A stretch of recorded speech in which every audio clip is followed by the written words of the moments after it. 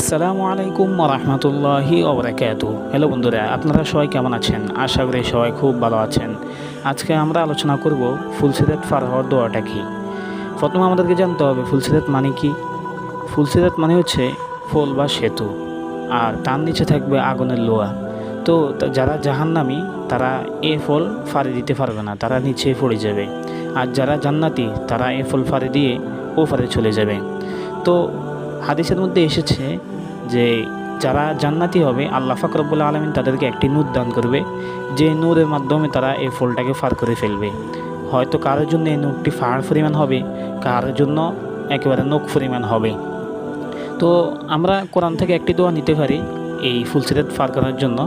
দোয়াটি হচ্ছে রব্বানা আতমিম লানা নূরানা ওয়াগফির লানা ইন্নাকা আলা কুল্লি শাইইন কদির। আমি আবার বলতেছি, রব্বানা আতমিম লানা নূরানা ওয়াগফির লানা ইন্নাকা আলা কুল্লি শাইইন কদির। অবশেষে সবাইকে একটি কথাই মনে রাখতে হবে যে আপনি নামাজ কালাম যদি না পড়েন, শরীয়তের বিধিবিধান যদি আপনি না মানেন, তাহলে আপনি যতই দোয়া পড়েন কোনো লাভ হবে না।